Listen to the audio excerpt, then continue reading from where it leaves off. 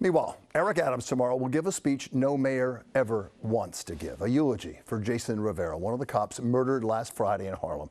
Mayor Adams himself, a former NYPD officer, talking to me today about his plans to crack down on violent crime, about making the subways safer and getting people back to work in the nation's biggest city. And he believes that the current and sorrowful epidemic of gun insanity provides a kind of huge opportunity to unite this city and make life safer.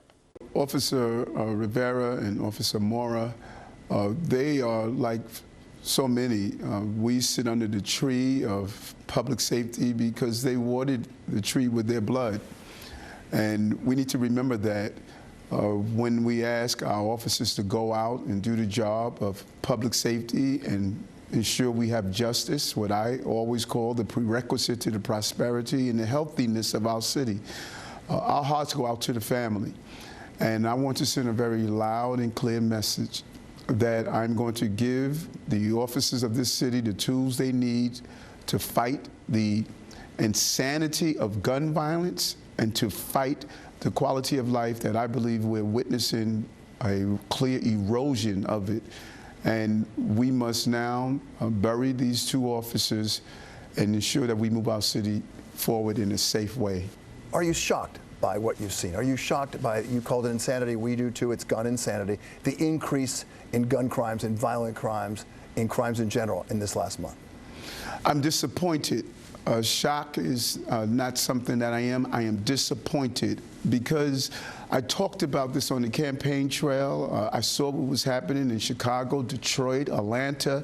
Our fixation with guns in our country is destroying our children.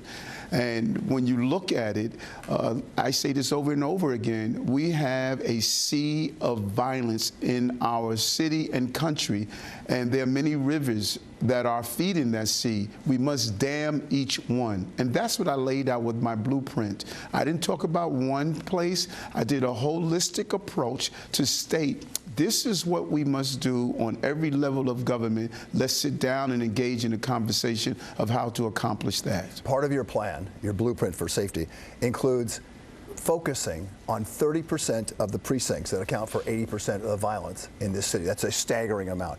The hard truth is, and you know this better than anyone, minorities, ethnic minorities, are the victims of crime, much more out of proportion than their population, and they are also the perpetrators of crime. How do you deal with that? How do you go about doing that, focusing on that and not focus on minorities, but focus on communities with crime?